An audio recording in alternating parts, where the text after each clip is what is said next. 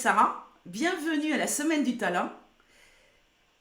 Et je te remercie du fond du cœur de prendre une petite heure que tu vas partager avec tous nos auditeurs pour nous expliquer et nous démontrer que quelque part le talent, on en est tous pourvus, si ce n'est que quelque part on n'arrive pas à mettre le doigt dessus ou à l'identifier.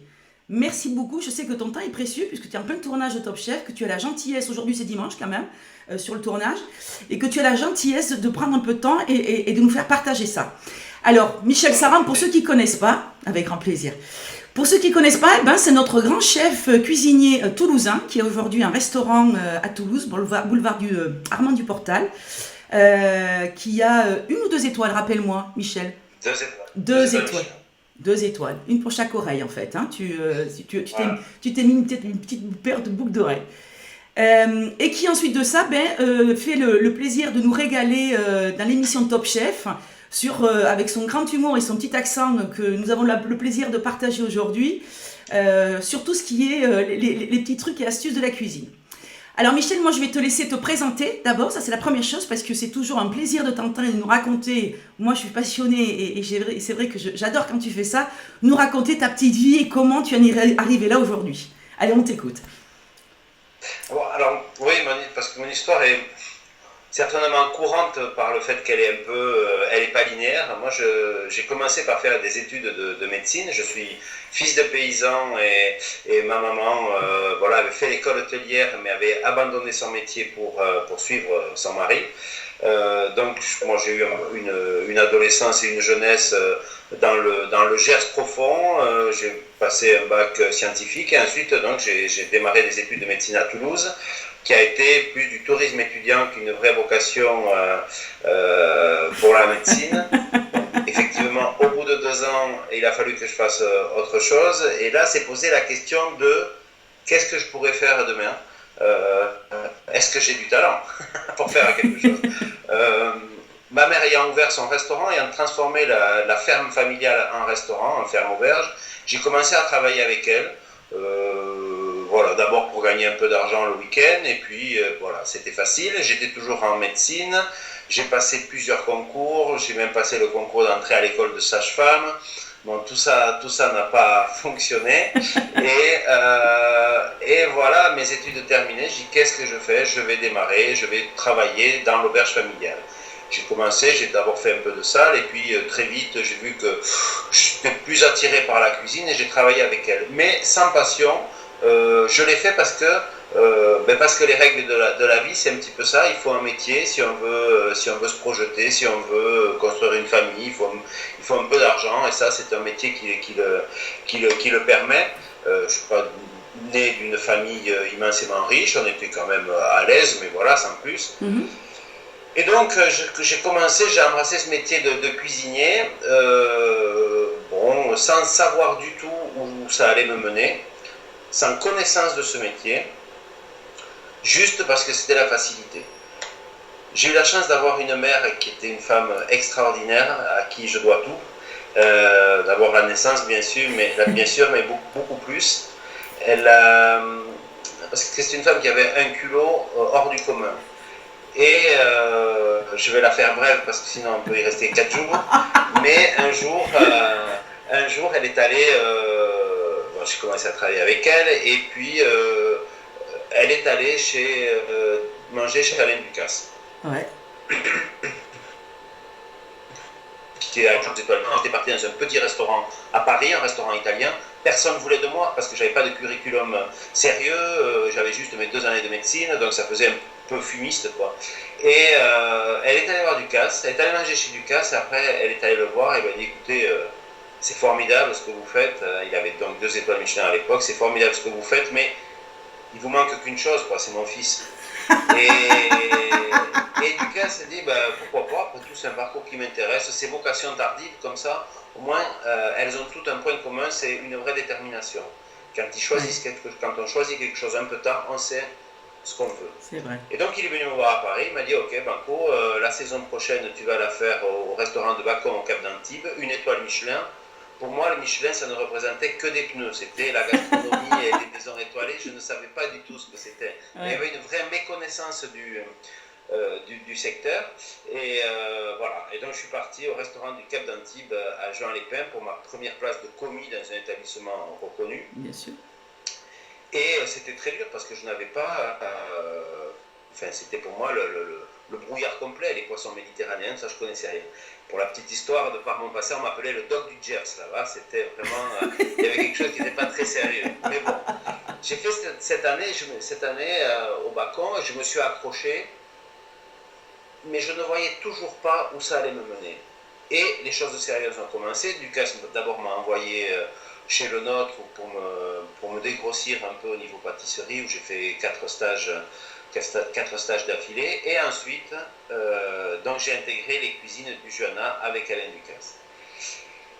Et c'est là que le déclic s'est produit. C'était très dur, très dur. C'est-à-dire que je pleurais tous les jours en me disant j'ai fait le mauvais choix, qu'est-ce que je vais faire demain? Et en même temps, cette cuisine qui était complexe, qui était complètement aboutie, bon, on voit où est Alain Ducasse aujourd'hui. Je disais, mais c'est un vrai moyen d'expression, c'est ça que je veux faire. Mais est-ce que je peux le faire dans la douleur? Est-ce que je peux accepter cette souffrance, en la fait. difficulté de ce métier? Ouais. Je me suis accroché, un jour j'ai craqué quand même, je suis allé le voir, je dis je crois qu'il vaut mieux que j'arrête, vous m'engueulez, je ne suis pas au niveau. Ah, il me dit je t'engueule, mais tu veux que je te montre comment c'est quand j'engueule quelqu'un? Ah, c'est bon, alors ça doit être les codes du métier, je ne suis pas préparé.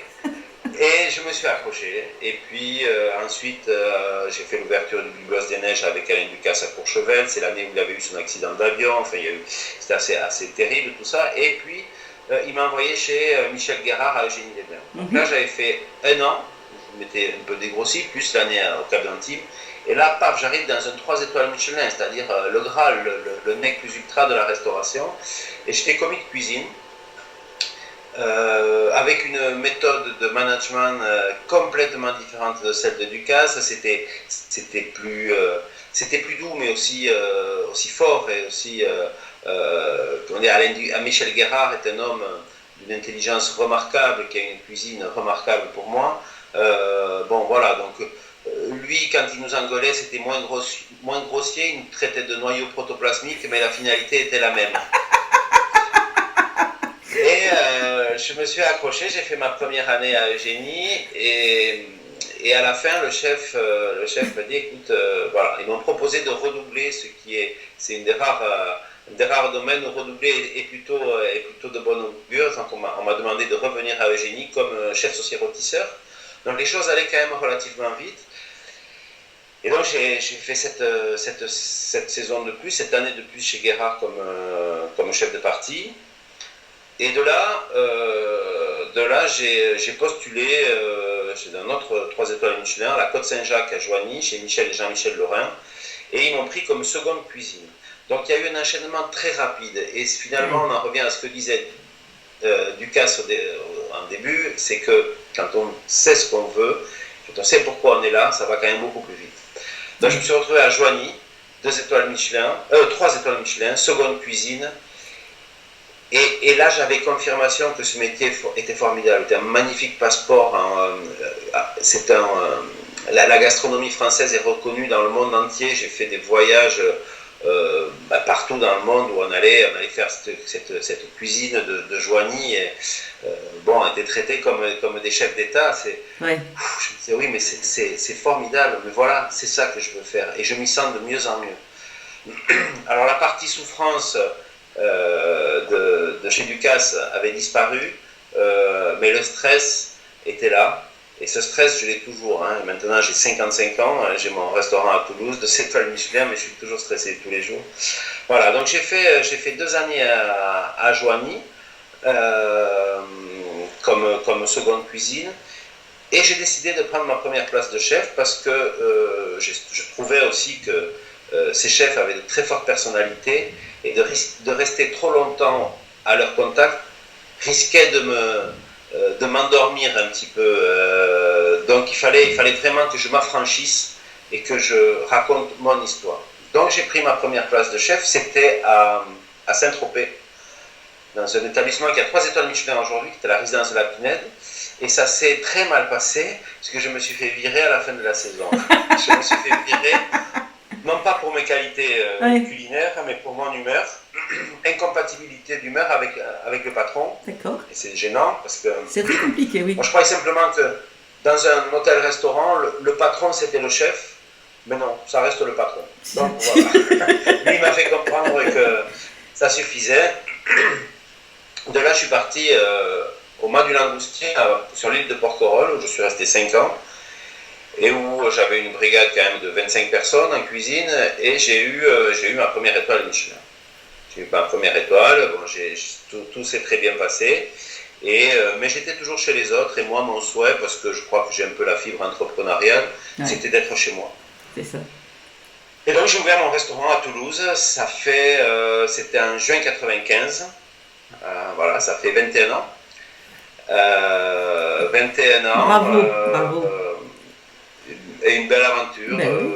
Voilà, tout s'est très bien passé. Donc, j'ai aujourd'hui, comme je l'ai dit tout à l'heure, 55 ans. J'ai cet établissement depuis 21 ans. On a 2 étoiles Michelin. Et je fais plein de choses à côté parce que j'ai pu me diversifier. C'était de faire vivre ma maison, de faire tourner et d'apporter à mes équipes ce qu'ils viennent chercher, c'est-à-dire bien sûr une sécurité, et puis aussi un peu de rêve.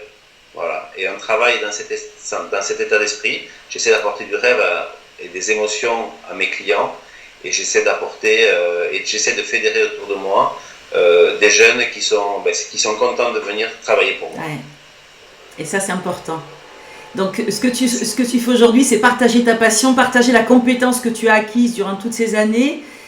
Peut-être Ouais. pas de la même façon pour pas perpétuer malheureusement ces codes du métier où il y a une certaine un peu de violence verbale et d'humiliation qui fait que ça a toujours caractérisé, puisque c'est quand même connu. Dans les cuisines, le vocabulaire n'est pas tant, mais aujourd'hui, bon, moi, pour ce que j'ai pu voir, la façon dont tes collaborateurs se comportent dans le restaurant et la façon qu'ils ont fonctionné, on sent quand même qu'on est dans une nouvelle génération de management, dans une nouvelle génération d'apprentissage aussi, et de partage de compétences avec un peu plus de joie, de bonne humeur et de pédagogie. Là-dessus, moi, c'est ce qui m'avait surpris Oui. quand j'avais visité tes cuisines, etc. Oui, moi j'ai souffert de méthodes un peu fortes, même si je précise Bien sûr. des 3 chefs très connus que sont Michel Guérard, Michel Lorrain ou Alain Ducasse. Je n'ai jamais connu de violence physique, Non, non, non. mais je sais que ça existe et c'est un métier un peu dur. Et ma première place de chef, j'étais un peu dans ce schéma-là, et pour moi c'était une erreur. Après, j'ai analysé tout ça, et je crois il faut donner envie. Il faut être très rigoureux, il faut de la discipline.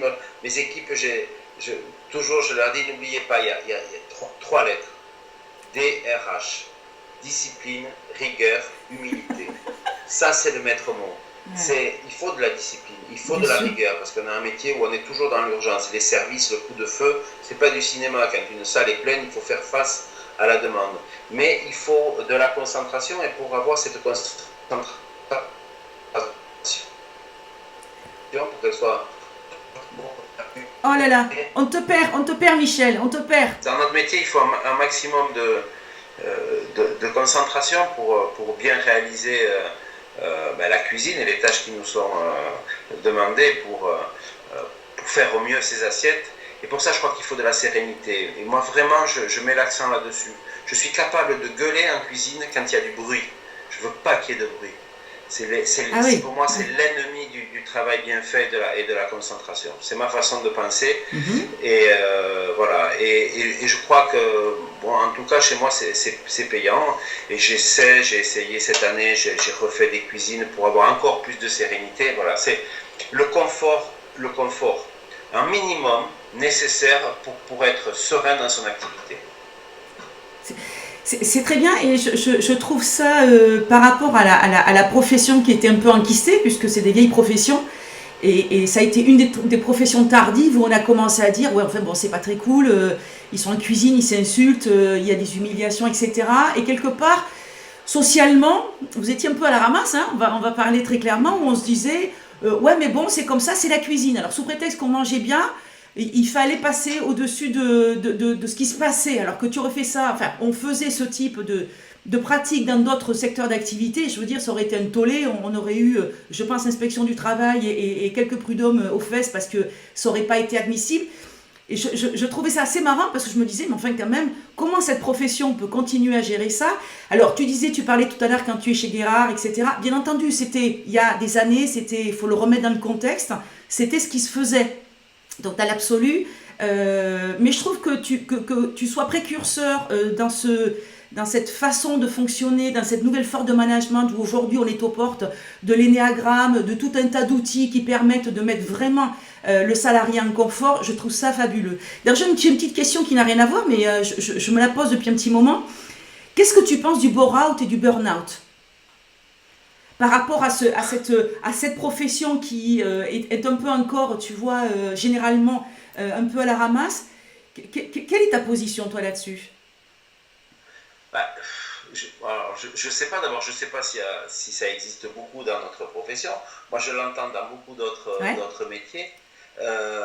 J'ai pas. Bien sûr qu'il y a des cas. Alors, juste par rapport à ce que tu disais, je tiens quand même à préciser que chez Guérard, notamment, il n'y uh-huh, avait pas de maltraitance. Parce que Guérard est un homme intelligent et que lui, je crois, c'est bien sûr la rigueur, elle était là. Parce qu'on a une pression énorme quand on ouais, a 3 étoiles Michelin et bien 2 étoiles sûr. Michelin. Il y a une pression énorme et que l'on travaille avec une équipe. Donc, on est obligé de faire confiance. Et ça, c'est un peu compliqué. Après, on a aussi la chance d'avoir un métier dans lequel on a des personnes qui s'investissent complètement pour une image, pour une Oui, marque et pour un homme. Et ça, un je crois attachement à que la c'est marque, en fait. D'après toi, c'est plus l'attachement à la marque. Quand on dit à la marque, exactement. voilà, ce côté affectif, où il y a une relation affective entre le nom qui porte devant la porte quand tu rentres tous les matins, plutôt que quelque part ce que tu vas générer. Ouais. Oui, tout à fait, tout à fait. Et puis, ça reste des maisons familiales ou à petite taille. Et donc, si un individu, un employé a un problème de mal-être, on l'identifie Bien vite. sûr. Ouais. Et donc, on peut d'urgence s'il faut. Moi, j'ai une histoire, hein, j'ai un maître d'hôtel qui s'est suicidé chez moi. D'accord. Un maître d'hôtel que j'aimais beaucoup. Et lorsque c'est arrivé, j'étais un peu désemparé. Je me disais, mais c'est de ma faute? Est-ce que j'ai mal fait quelque chose? Mhm. Est-ce que c'est à cause de moi qu'il est arrivé à ce geste extrême? Heureusement, il avait laissé un courrier me disant que la seule réussite dans sa vie était sa vie professionnelle. Bon, donc parce qu'on a un peu peur. C'est, Bien c'est sûr. vrai que Bien sûr. quelquefois, on a des relations qui sont tendues, mais les clients aujourd'hui sont très durs avec nous et on ne peut pas cette pression, même si j'essaie de pas la renvoyer sur mes employés, mais j'essaie de les faire participer à ce que je vis pour qu'ils comprennent quand même quel est le fonctionnement de notre métier. Mais après, oui, j'ai pas l'impression que moi j'entends parler de burn-out dans des grosses sociétés, dans des fonctionnaires et autres, où finalement j'ai l'impression qu'ils sont un peu perdus parce qu'ils savent cette notion de travail et d'investissement n'a pas trop de sens, ils ne savent pas pourquoi ils le font, j'ai l'impression. Je- Mais je me je- demande si ce n'est pas une des raisons. En tous les cas, moi je pense qu'il y a un mauvais aiguillage. Ça veut dire qu'il y a des gens qui sont retrouvés à des postes qui, malheureusement, par chemin de vie, ben, sont retrouvés là avec des obligations familiales, avec des obligations financières, et qu'à un moment donné, ils se retrouvent à faire un boulot qui finalement les amuse pas, qui les passionne pas ou qui sont pas dans leur talent, et qui sont là à se dire mais il faut que je reste là parce que derrière, si je m'en vais, qu'est-ce que je vais faire? Et je ne sais pas faire autre chose. Et c'est pour ça d'ailleurs aussi qu'on s'est dit la semaine du talent ça peut être sympa parce que quelque part prendre conscience qu'on sait faire d'autres choses que ce qu'on est en train de faire, c'est un peu lié, hein, c'est se dire voilà je fais ça depuis 30 ans, 20 ans, est-ce que c'est réellement pour ça que je suis sur cette terre, pour faire ces choses-là alors que je ne les fais pas spécialement à me faire plaisir et je ne prends pas du plaisir parce que dans la définition du travail il faut se faire plaisir obligatoirement. Et je pense que justement ces symptômes-là peuvent venir et générer des bore-out et malheureusement des burn-out derrière qui font une fois, deux fois, parce qu'on peut en faire à plusieurs reprises. Mais c'est malheureusement peut-être aussi un mauvais aiguillage par l'insécurité, par tout un tas de choses qui font qu'on se retrouve dans cette situation-là. Ben écoute, en tout cas, Michel, oui, dis-moi. Cette notion de plaisir, pour moi, elle est Essentiel. essentielle au niveau du travail, au niveau de la vie. Oui, Pour moi, c'est le maître mot. Moi, je me considère comme un marchand de plaisir. Et c'est ce que je dis souvent aux candidats sur Top Chef, quand je les vois stressés, ils sont dans une situation de concours, je dis n'oubliez pas, prenez du plaisir. Pour donner du plaisir, il faut prendre du plaisir. Bien sûr. Alors ça, c'est essentiel. Et ça, je trouve ça bien que tu partages ça avec nous parce que en plus, bon, déjà merci parce que tu nous as raconté ça avec tellement de passion. Moi, je me suis vue, je connais aussi l'établissement de Michel Guérard pour avoir séjourné à plusieurs reprises. Je me revois, tu m'as fait voyager là un petit peu dans toutes les France et presque dans toutes les cuisines, chose qu'on n'a pas les coulisses des restaurants. Merci beaucoup pour ce partage en tous les cas. Alors moi, j'ai une autre question là maintenant qui vient à l'idée. À quel moment dans ta vie tu as pris conscience que tu avais du talent ? Désolé, petit souci technique de liaison de Internet entre Michel qui est en déplacement sur le tournage, je vous rappelle, de M6 sur Top Chef et Maïté qui est à l'autre bout du monde. Donc Michel, je te posais une petite question qui était très simple mais un peu compliquée à répondre et c'est toujours, tous les invités ont du mal. À quel moment tu as pris conscience que tu avais du talent ou qui t'en a fait pris conscience? Parce que quelquefois c'est quelqu'un qui nous envoie un petit signe et qui nous fait prendre... voilà, tu te dis... Mais pourquoi il dit ça? Voilà. Toi, comment ça s'est passé, cette prise de conscience? Et à quel âge? Moi, je considère que le talent, avant tout, c'est une aptitude. Cette aptitude, ce sont les autres qui la valident. Oui. Moi, je ne me suis pas senti capable de dire... à aucun moment, je n'ai eu envie de dire j'ai un vrai talent de cuisinier. Pour ça, il fallait que ce soit reconnu. Alors, c'était reconnu quand j'étais chef de cuisine, mes premières places de chef où j'exprimais ma façon de voir la cuisine et mes idées et ma culture, mon histoire, puisque je le redis, je considère que c'était un moyen d'expression, et que finalement, en face, j'avais un public qui adhérait à cette démarche. Donc je me suis dit, oui, finalement, j'ai quelque chose à dire et je dois bien le dire puisqu'on m'écoute. Est-ce que je considérais ça comme du talent? Je suis beaucoup trop humble pour dire que c'est du talent. Mais ça fonctionnait. Ensuite, j'ai ouvert mon restaurant où là j'étais vraiment chez moi, j'étais dans mon univers. Et là encore, tout le monde est venu, donc très vite et continue.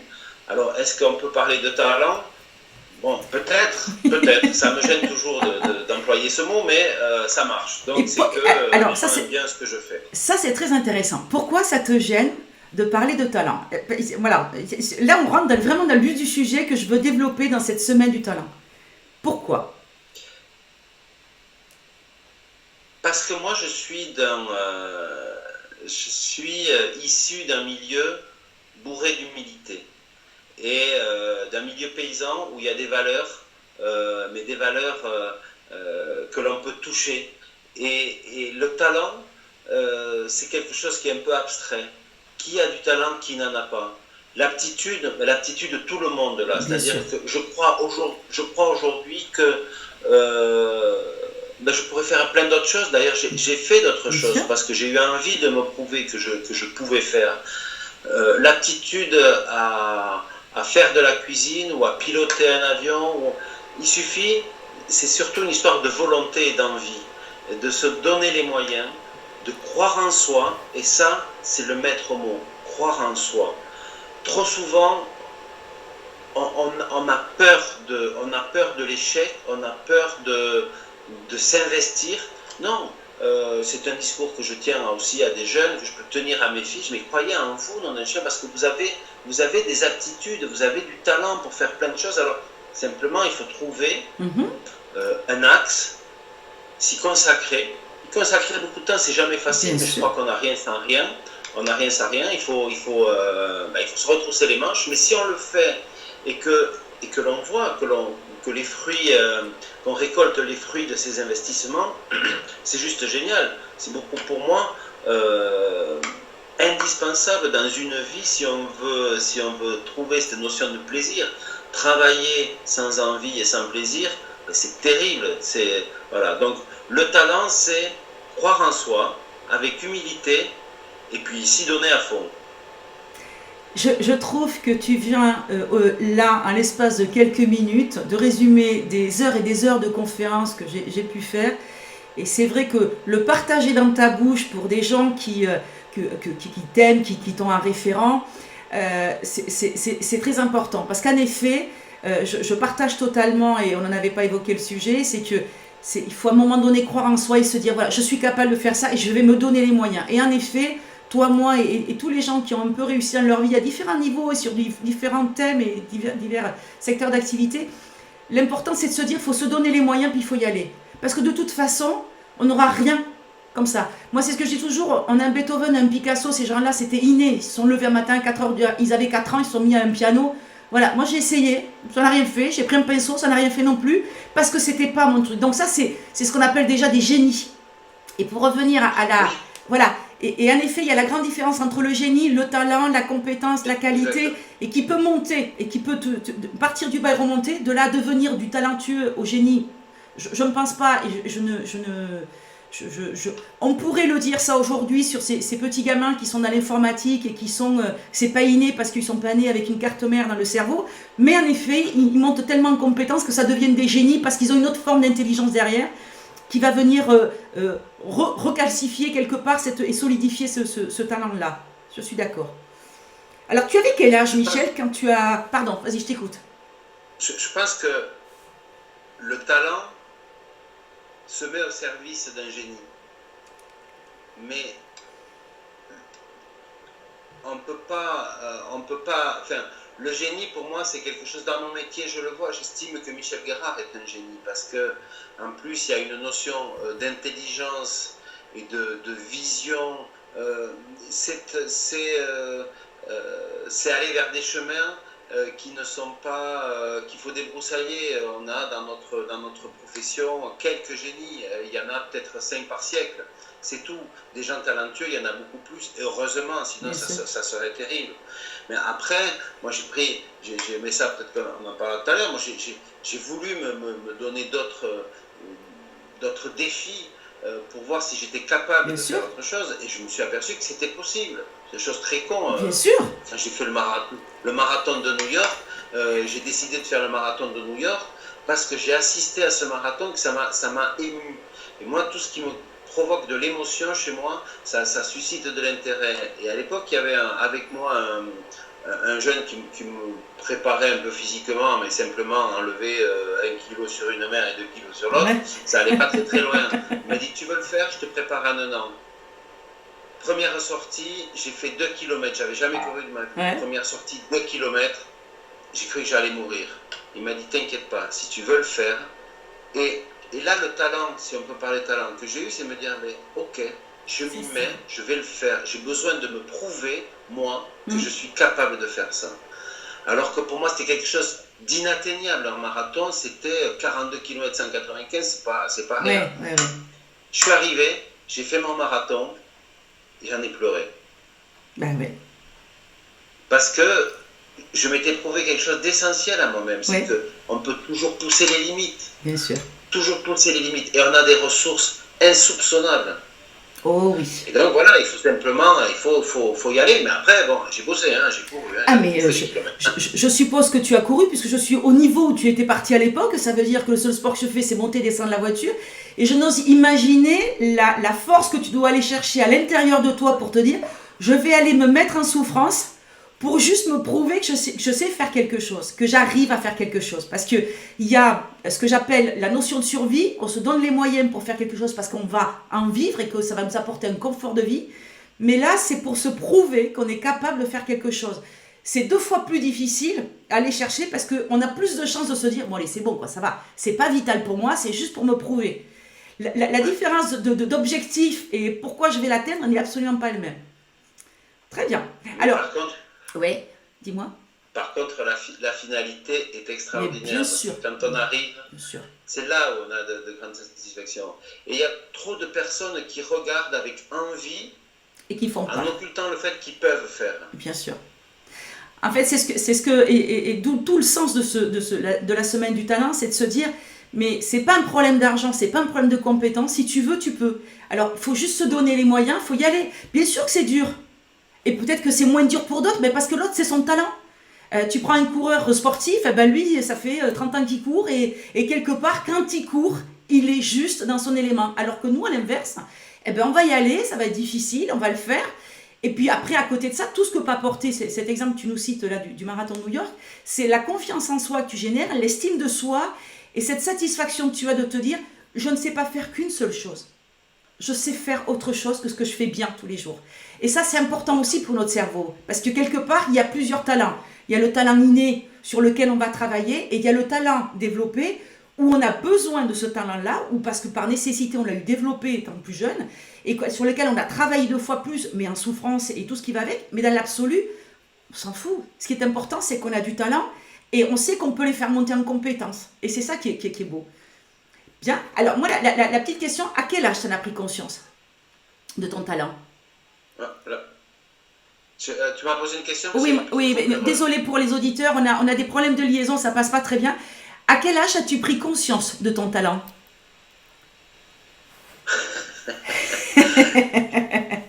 Bref, j'ai envie de dire que c'était à Porquerolles quand j'étais oui, alors ça fait quoi ça fait 25 ans, on va dire, donc je devais avoir une petite trentaine. Très bien. Une petite trentaine d'années. D'accord. Ouais. Est-ce que tu aurais aimé... Mais j'en suis même pas sûr. Oui, je vois. Mais en fait, en tous les cas, lorsque tu as commencé à prendre ta première étoile, tu t'es dit, voilà, on m'a reconnu, c'est l'étiquette. C'est ce dont je me suis... Ouais. Voilà. Donc, quelque part, inconsciemment, je comprends ce que tu veux dire. C'est que tu te dis, ok, maintenant, aujourd'hui, je suis reconnu, j'ai plus le syndrome de l'imposteur. Réellement, j'ai une affiche devant la porte et c'est moi. J'ai l'étoile. Maïté, là, tu as dit quelque chose de très juste. Je l'ai toujours, le syndrome de l'imposteur. Je te rassure, mon ami. Ça. Mais oui, mais je te rassure, moi aussi. Moi aussi. Moi, et c'est ce que je veux partager aujourd'hui. Je t'écoute. Et voilà. Quand je crée un plat, j'ai 10 minutes de satisfaction. Et après, je plonge à nouveau dans le doute. Ouais. Je me dis, mais est-ce que c'est bien? Mais comment ça se fait que j'ai 2 étoiles? Comment ça se fait que je sois jury à Top Chef? Comment ça se fait que... Est-ce que je vole pas la place à quelqu'un d'autre? Ouais. Et il y a tout un tas de gens qui me disent, non mais attends, t'es génial, t'es ci, t'es là. Et ça me gêne. Et c'est une vraie souffrance. Hein. Et réelle. Hein. C'est-à-dire que je suis obligé de je pense qu'il faudrait que je fasse un peu de yoga. Parce que il y a dans notre métier cette notion de créativité et qui est lourde et qui n'a pas de vérité, qui ne répond pas à des règles, à des codes précis. La seule vérité, c'est celle du client demain qui viendra et qui appréciera. Mais voilà, donc ça c'est, on n'a jamais de.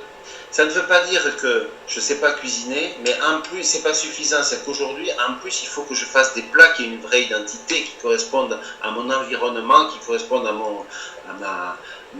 ma façon de voir la vie, etc. Et je ne peux pas me mentir, je ne peux pas faire une recette dans laquelle je ne me sens pas bien.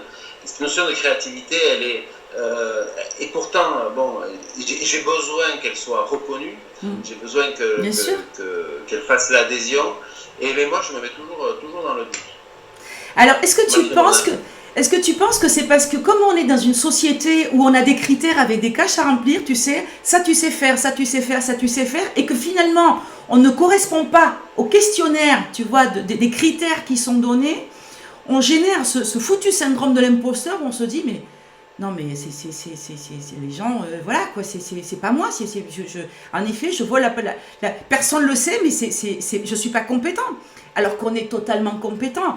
Et quand je fais tous les invités, c'est quelque chose qui ressort. Ça veut dire qu'on a tous ce syndrome où on se dit, vous êtes sûr que c'est de moi dont vous parlez? Parce que quelque part, alors moi la question que je me pose toujours, est-ce que si enfant ou plus jeune, tu vois, quand on est rentré dans le monde du travail, on nous avait expliqué que il y avait du talent, il y avait des intelligences, l'intelligence émotionnelle. Enfin bref, il y avait tout un tas de trucs qu'on nous aurait dit, waouh, là, toi, tu fais partie des gens qui ont cette intelligence-là ou ce talent-là.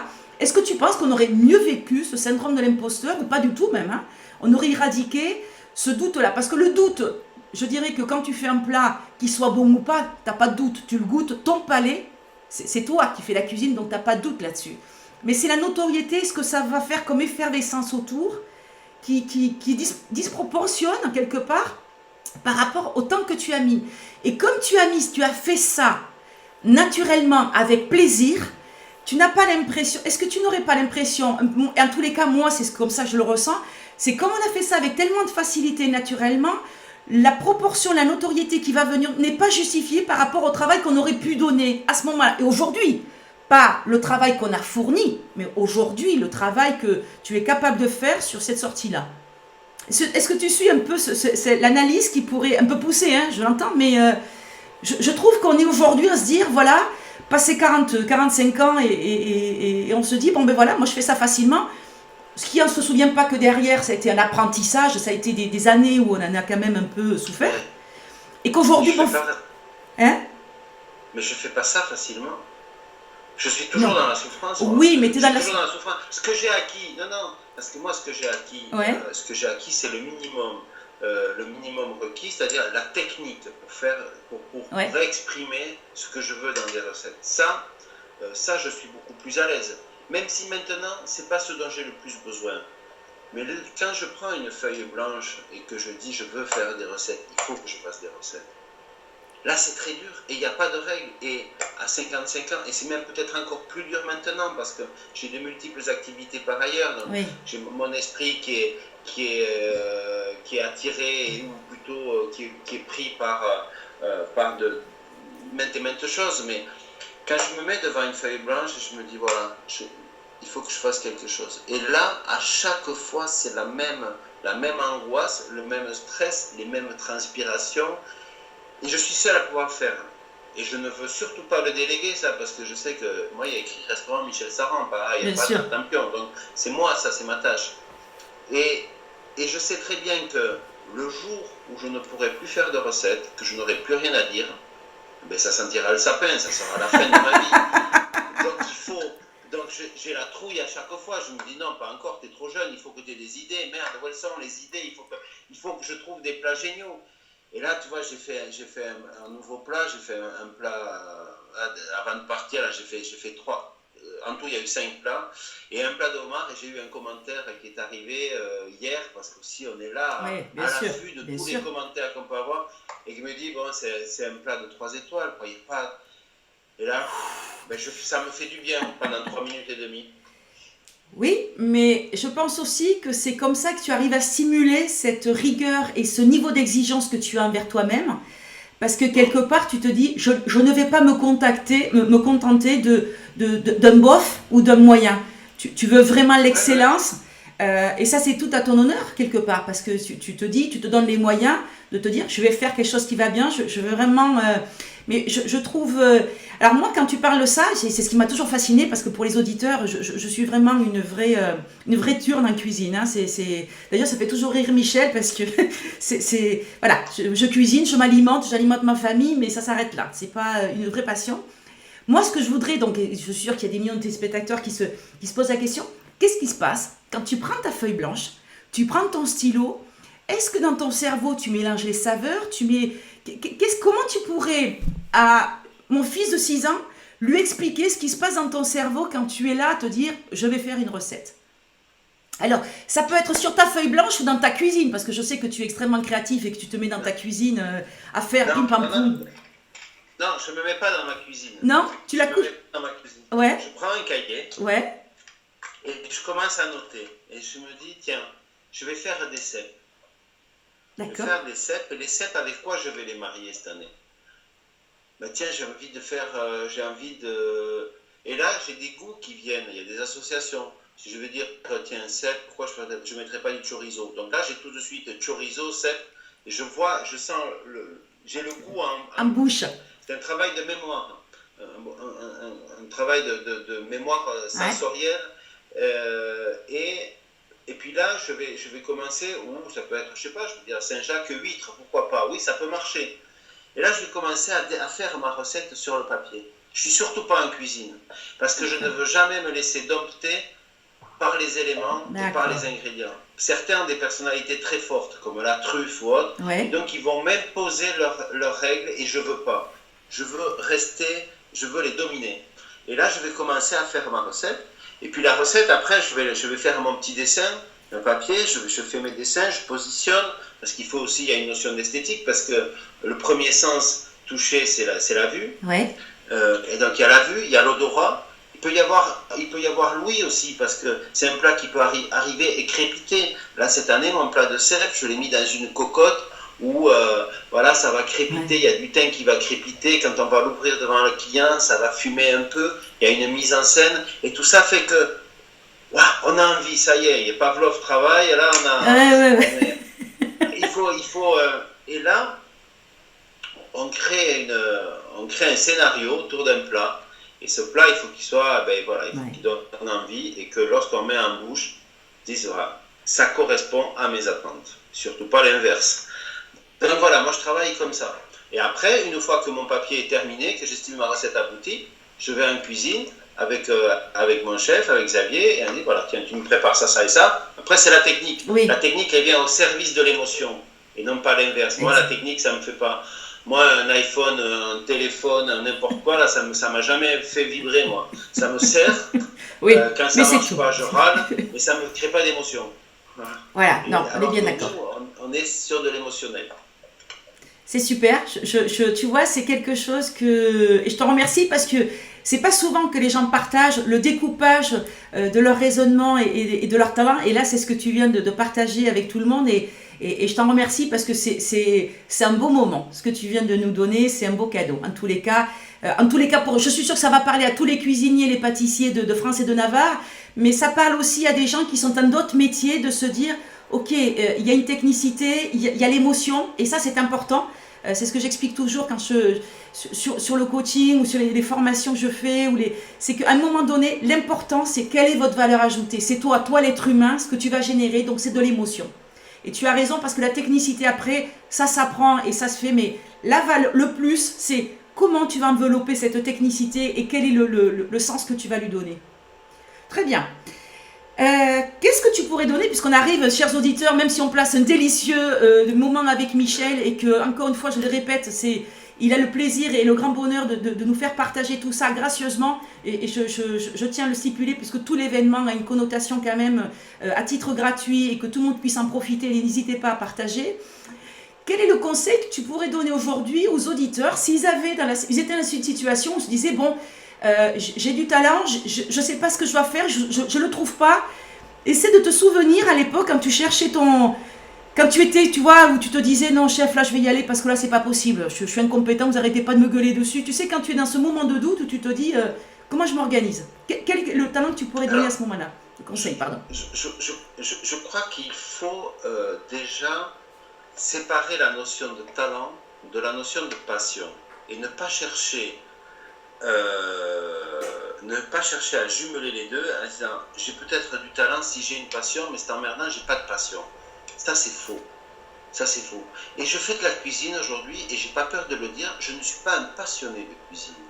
J'adore mon métier qui m'apporte énormément de satisfaction, c'est ma vie, énormément de plaisir, mais c'est pas une passion dans le sens où d'abord j'estime que c'est dévastateur une passion.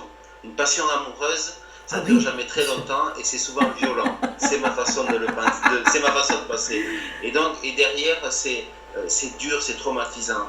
Non, mais déjà prendre encore cette notion de plaisir, prendre du plaisir dans ce que l'on fait. Donc ne cherchez pas à une passion, cherchez juste des centres d'intérêt que vous avez envie de développer, que vous avez envie d'approfondir.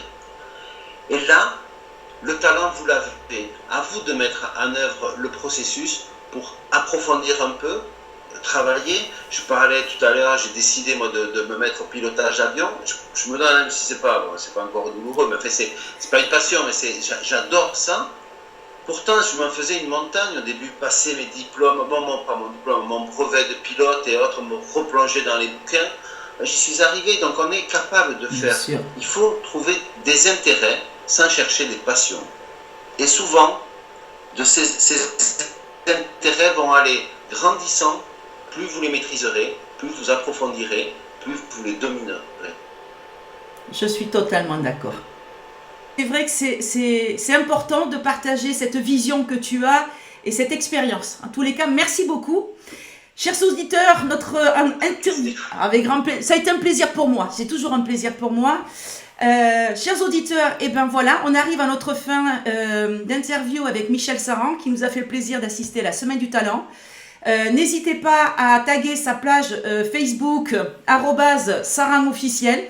Vous allez pouvoir retrouver toutes ces activités sur Top Chef. Vous allez pouvoir retrouver tous ces interviews, le suivre et faire ce qu'il faut.